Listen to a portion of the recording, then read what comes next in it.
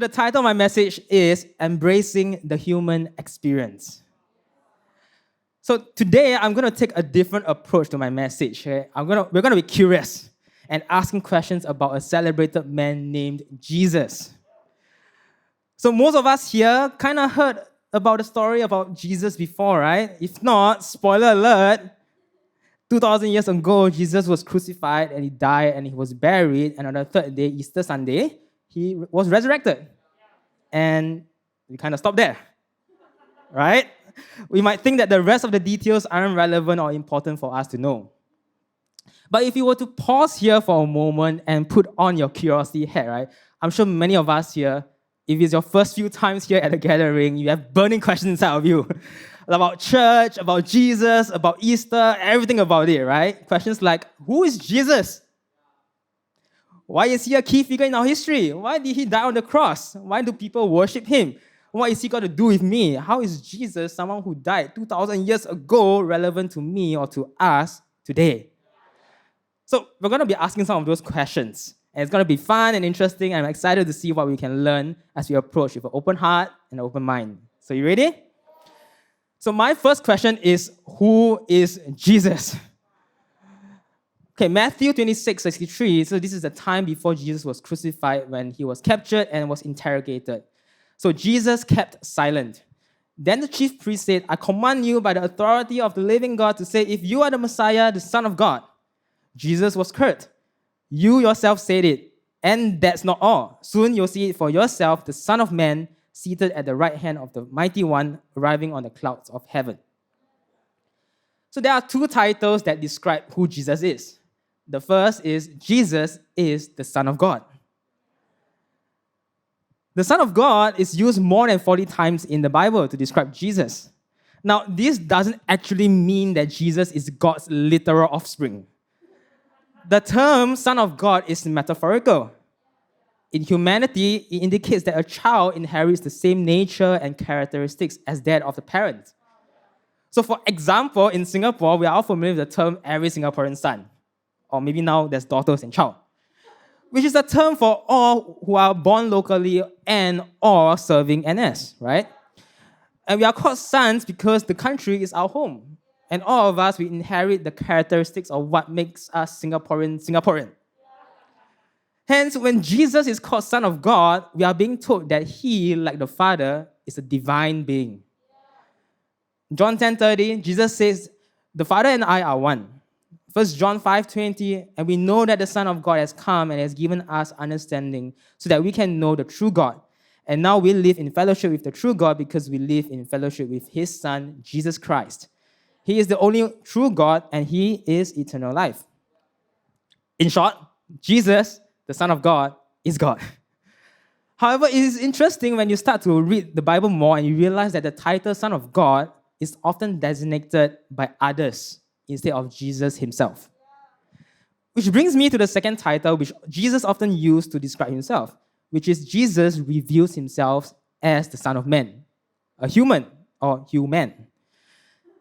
So Matthew 26:64, it says, the Son of Man seated at the right hand of the Mighty One, arriving on the clouds of heaven. Another instance in John 9:35, when Jesus heard what had happened, he found a man and asked, do you believe in the Son of Man? The man answered, who is he, sir? I want to believe in him. Okay, this is funny. You have seen him, Jesus said, and he is speaking to you. Yes, Lord, I believe, the man said, and he worshipped Jesus.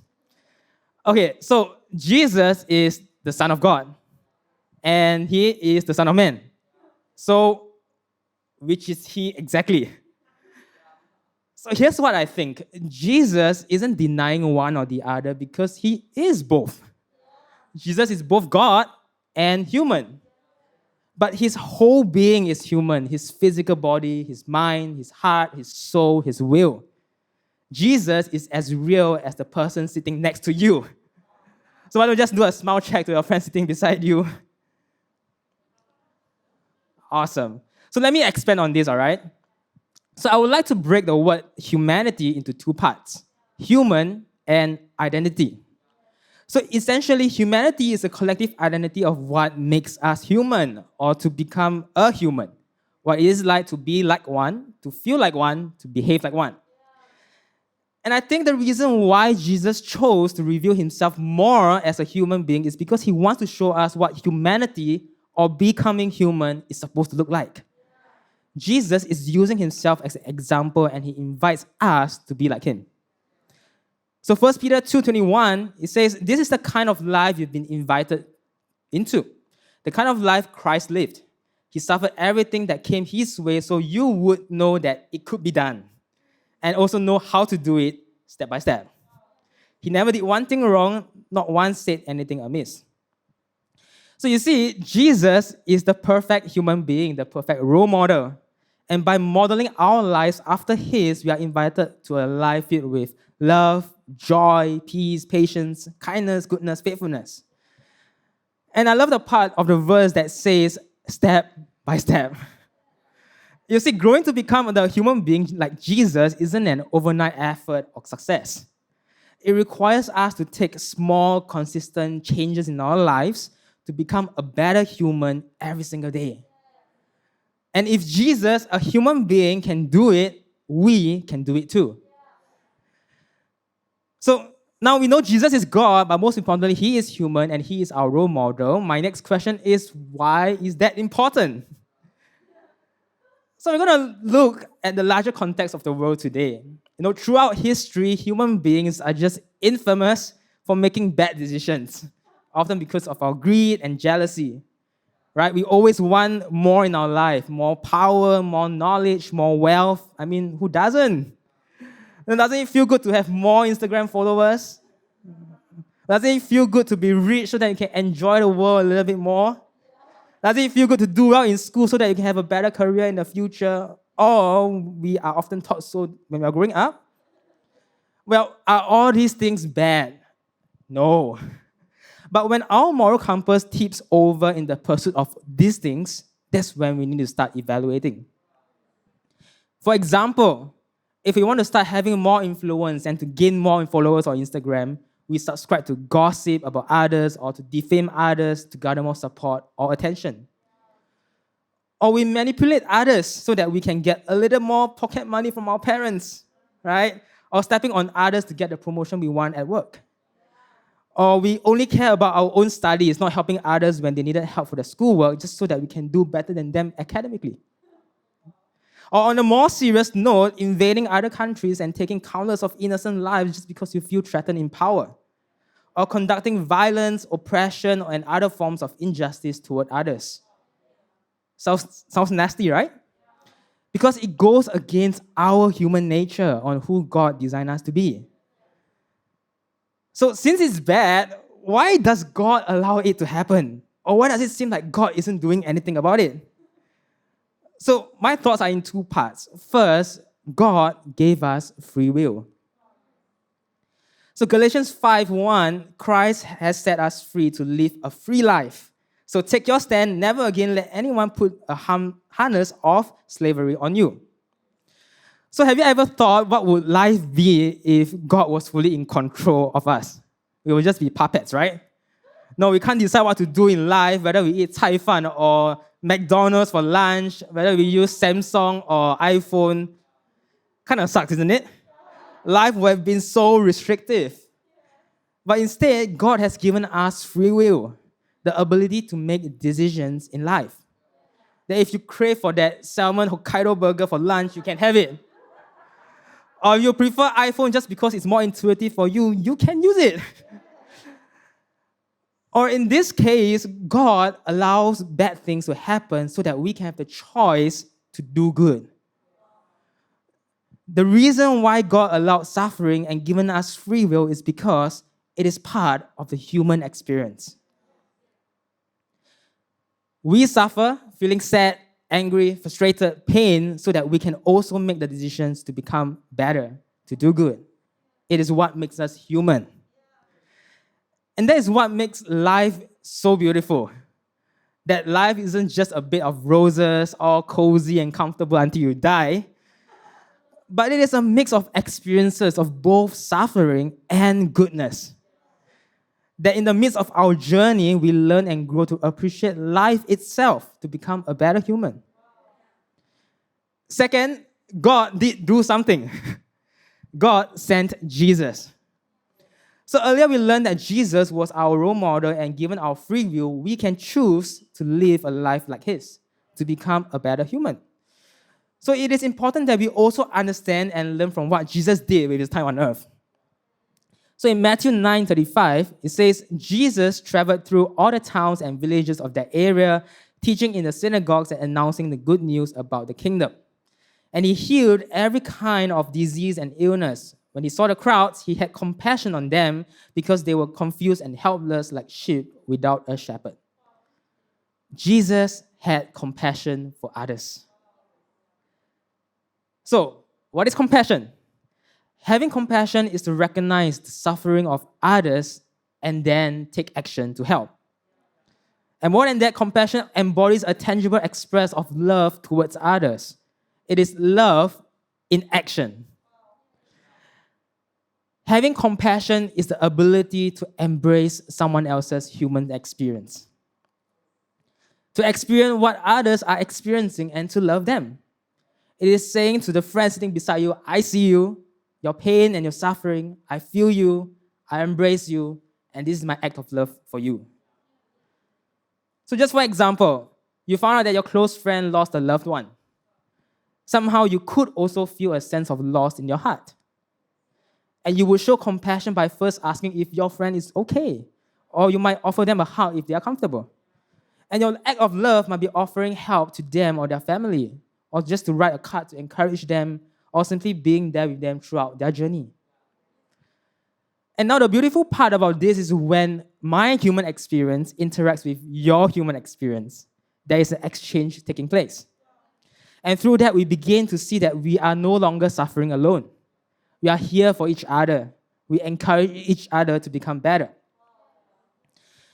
So Jesus was compassionate because he loved people. He decided to put his love into action in the form of healing so that people can become physically healthy so they no longer suffer in pain. Jesus also put his love into action in the form of teaching so people who need hope in their life can receive it.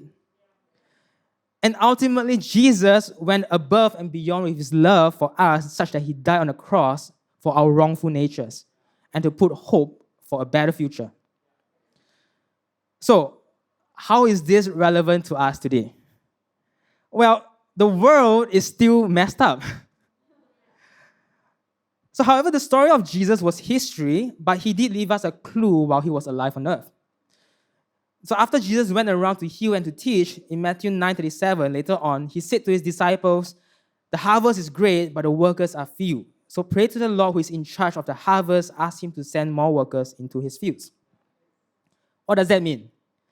We need more compassionate humans in the world. You see, after Jesus died on the cross on our behalf, we might think that it was the perfect ending, right? Humanity is going to be great. We're going to live life happily ever after. But the truth of the matter is that suffering is still happening around the world. There are a lot of injustice happening, people suffering in pain, facing oppression, growing mental health issues. And what we ought to do is to become like little Jesus, to put our love into action. So one such person who is a great example of a compassionate human is Mother Teresa. I'm sure many of you know who she is. Mother Teresa was a Roman Catholic nun who devoted her life to serving the poor and destitute around the world. She spent many, many years in Calcutta, India, where she founded the Missionaries of Charity, people devoted to helping those in great need. She set up soup kitchens, a leper colony, orphanages, and a home for the dying destitute. She treated the lepers, educated the poorest of the poor, and fed the homeless. She treated them like her family. And of course, in 1979, Mother Teresa was awarded the Nobel Peace Prize and became a symbol of charitable, selfless work. So yes, we're going to watch one of the speeches that she gave, and I hope it will inspire you. So if you're ready, in 3, 2, 1. Jesus said, I was hungry, and you gave me to eat. Hungry not only for bread, hungry for love, for the word of God, for the tender concern of somebody. Naked, I was naked, and you clothed me. not only with a piece of cloth. Nakedness is that loss of that beautiful human dignity of the child of God, the dignity that have been created to love and to be loved. This is a nakedness, and that is lost. I was homeless, and you took me in, not only for a house made of bricks, but I was homeless, unwanted, unloved, a throwaway of society. But today we have right here in our country, we see the poor people, we see the young people with that disease, unwanted, unloved, a throwaway of society. Are we there to be that love, that kindness, that thoughtfulness to them, and share with them the terrible pain, the terrible feeling of terrible loneliness, being a throwaway, have no one to be somebody to somebody. Wow, isn't that powerful? You see, we need more compassionate humans on earth. People who are willing to love, to be kind, to be thoughtful for those who are suffering, and to do something for them. So the idea of being compassionate can be daunting, but it is not. Really, love, kindness, and thoughtfulness can come in both big and small ways. So Mother Teresa writes this in one of her letters. To me, God and compassion are one and the same. Compassion is the joy of sharing. It's doing small things for the love of each other. Just smile, or carrying a bucket of water, or showing some simple kindness. These are the small things that make up compassion. Start with small acts of love, kindness, and thoughtfulness. I love what she says, that it's about doing the small things for the love of each other. Small acts of kindness. So I want to share an amazing youth who has such a heart for others, and she's none other than Sophia. Yes. So Sophia has two friends, Nina and Yana, who just finished their midterms last week. So Sophia knew that this is their first midterm season outside of the Philippines, as they moved to Singapore only last November. So she thought that they might feel some form of isolation since most of her close friends are in Manila. So she wanted to be able to make them feel that camaraderie they had back home by combining two of their favorite things, snacks and music. So she asked Ashley about it, and together they came up with the idea of a care package, which is like a snack playlist. So Sophia chose some of their favorite songs that have lyrics related to food. So for example, she knew that Nina likes K-pop group EXO. I hope I got that right. Yes, EXO. And they have a song called Black Pearl. So hearing that, Sophia thought of including a bubble tea in the package. So Sophia was telling me that her friends were really happy and touched when they received the packages. So I was just so inspired by how thoughtful and kind Sophia was to her friends. Like just a small act of kindness can make such a big impact to others. And I wonder how many of us here today, right, we said that we want to become a better human. To be more kind, more loving, more thoughtful, to show compassion to the people around me. So just a quick recap on what we discussed today. So first we asked, who is Jesus? We found that Jesus is God, but he is also fully human. And that he is our role model in terms of what being human is like, as how God intended it to be. Second, we asked, why is that important? We understand that the world is in a mess and God put us here so that we can have the human experience. He has also given us a free will so that we can choose to do what is good amidst of suffering. God also sent his son Jesus to show us that how humanity is supposed to be like. Third, we asked, how is that relevant to me today? Jesus demonstrated his humanity by showing compassion, putting his love into action, to be there for people, to heal them and to teach them. And ultimately, Jesus' compassion took him above and beyond, which led him to the cross so that he can erase our wrongful nature. However, the world is still in a mess today. And we learned that Jesus also calls for more compassionate humans in the world so that together we can make the world a better place like God intended. Which brings me to the last questions I have for today. What can I do right now? How can I start to become more compassionate, to be driven by love, to be kind, to be thoughtful? Well, the obvious way is to keep a mental note whenever you are doing something for someone. Always ask yourself, am I doing it out of love? Am I genuine in wanting the best for the person? Am I being kind? Or am I doing it out of courtesy or out of guilt?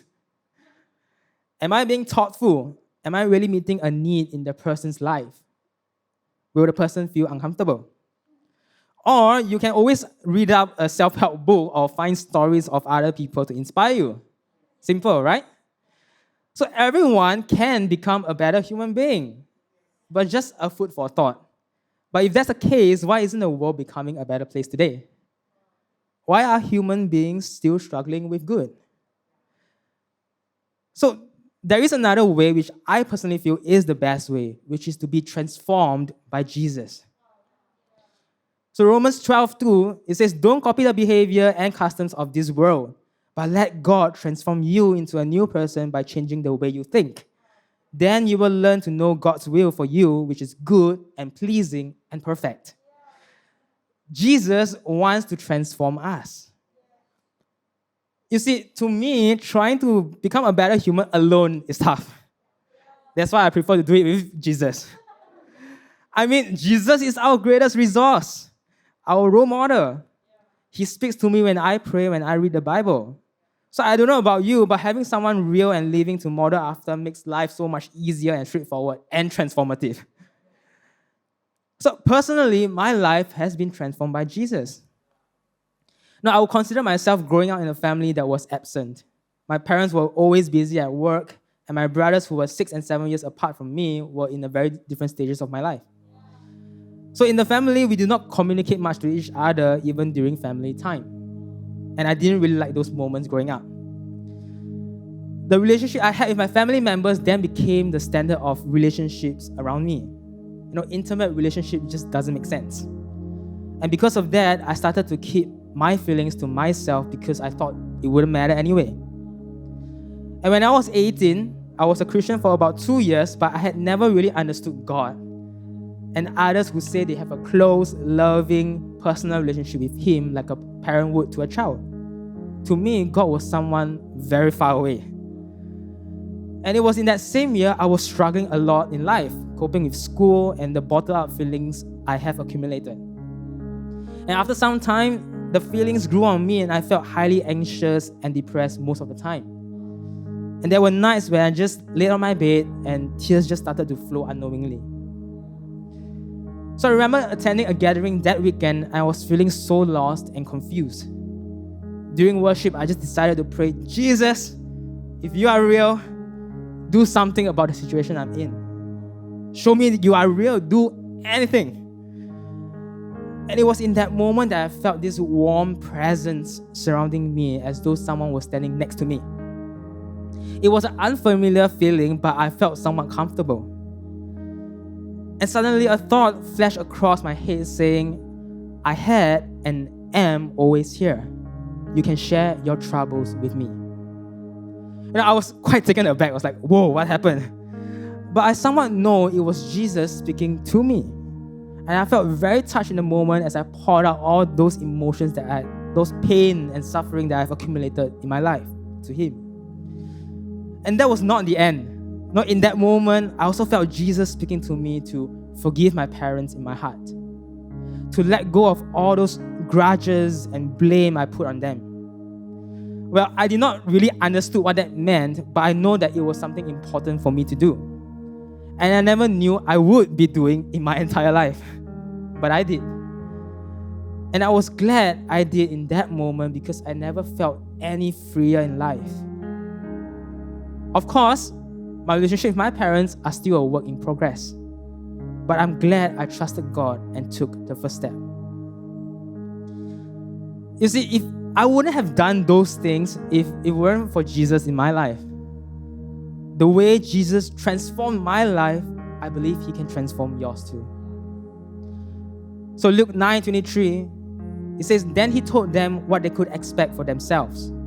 Anyone who intends to come with me has to let me lead, You are not in the driver's seat, I am. Don't run from suffering. Embrace it. Follow me and I will show you how. Jesus led the way in his life for the sake of all human beings. He came, demonstrated, and died on the cross for our humanity. And he calls us to embrace our sufferings, to have compassion, and to follow his ways so that we can experience the fullness of life itself, to have a true human experience. You see, with Jesus, our human experiences are made complete.